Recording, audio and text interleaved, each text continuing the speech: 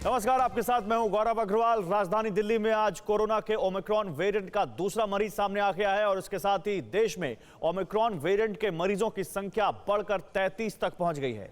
Corona के Omicron variant को लेकर कुछ जानकारियां अब तक आ चुकी हैं, लेकिन बहुत कुछ अभी भी जानना बाकी है। इसी बीच ये नया वेरिएंट हर रोज दुनिया के नए शहरों तक पहुंच रहा है। जो एक बात तय है वो ये कि ये वेरिएंट बेहद संक्रामक है। ऐसे में क्यों सतर्क रहना जरूरी है, इसकी वजह समझते हैं। आइए, ओमिक्रॉन सावधानी ही क्यों, इसका समाधान आप समझिए। ओमिक्रॉन अब तक किसी भी कोरोना वेरिएंट से ज्यादा संक्रामक है, यानी उस किसी भी कोरोना के किसी भी वेरिएंट से ज्यादा तेजी से फैलता है। दुनिया के कई एक्सपर्ट जनवरी फरवरी में तीसरी लहर की आशंका जता रहे हैं। जब हम कोरोना को खत्म मान चुके थे तभी दूसरी लहर भी आई थी।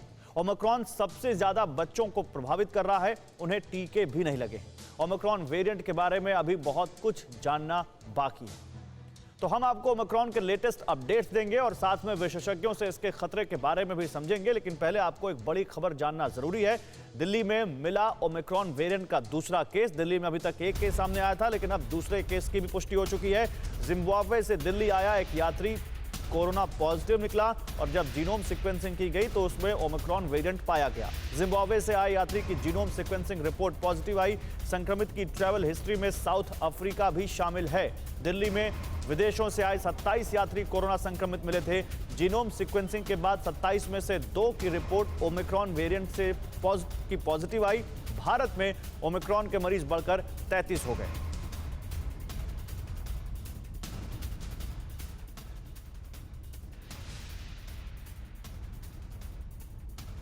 तो दिल्ली में जिम्बाब्वे से आए एक यात्री की रिपोर्ट पॉजिटिव आई है कोरोना की, और जब जीनोम सीक्वेंसिंग की गई तो ये पुष्टि हुई कि उसमें भी ओमिक्रॉन वेरिएंट का ही संक्रमण है, यानी ओमिक्रॉन वेरिएंट की वजह से ही उनको कोरोना हुआ।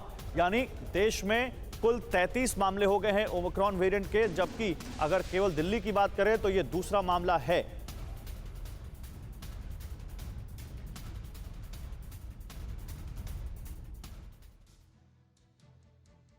तो भारत में अब तक ओमिक्रॉन कैसे फैल रहा है, किस राज्य में कितने मामले अभी तक आ चुके हैं, आइए आपको जरा ये बताते हैं। आप देखिए, सबसे ज्यादा महाराष्ट्र में 17 मामले ओमिक्रॉन वेरिएंट के अभी तक मिले हैं। उसके बाद दूसरा नंबर आता है राजस्थान का, जहां 9 मामले मिले हैं ओमिक्रॉन के। गुजरात में अगर देखें तो 3 मामले, कर्नाटक में 2 मामले, गुजरात में 3 मामले, दिल्ली में 2 मामले, और इन सभी को जोड़ें तो कुल केस होते हैं 33। और ये 33 केस आप देख सकते हैं, ये जो 5 राज्य हैं इनमें आए हैं, और इनका सबसे ज्यादा जो पार्ट है, सबसे बड़ा चंक, आधे से ज्यादा मामले महाराष्ट्र में हैं, और उसके बाद राजस्थान में ओमिक्रॉन के 9 मामले मिले हुए हैं। हमारे साथ इस पर बात करने के लिए डॉक्टर एम वली हैं, सीनियर कार्डियोलॉजिस्ट हैं, उनसे बात करते हैं। वली साहब, बहुत स्वागत है आपका।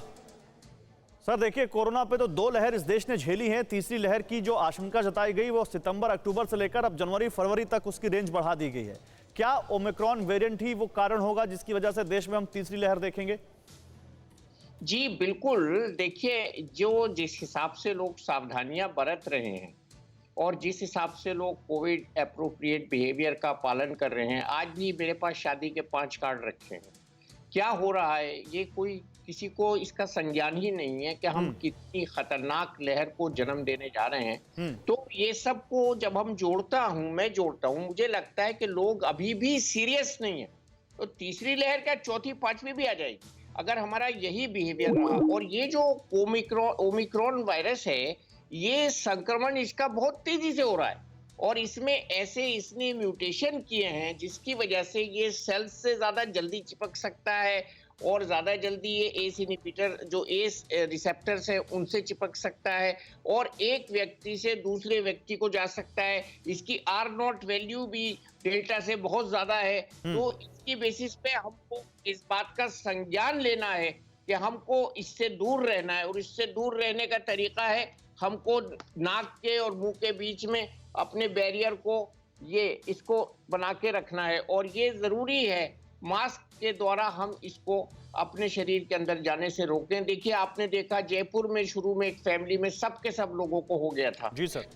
कुछ हद तक हमारी इम्यूनिटी ऐसी है, और कुछ हद तक हमारे अंदर कुछ ईश्वर की दी हुई इम्यूनिटी ऐसी है जिससे ये संक्रमण आम जनमानस में इतनी तेजी से भीड़ के बावजूद नहीं फैल रहा है। उसके लिए हमको नेचर का शुक्रगुजार होना चाहिए और जल्दी से जल्दी अपने दोनों टीके पूरे कर लेने चाहिए। अभी बहुत जल्दी तीसरे टीके की भी बात हो जाएगी और हमको 3 जी, टीके उसके बारे में भी खबर आई है। सब्जेक्ट एक्सपर्ट कमेटी ने कहा है कि अभी इसका डेटा हमें जानना जरूरी है, डेटा स्टडी करेंगे, उसके बाद कुछ करेंगे, अभी बूस्टर डोज नहीं दे रहे हैं।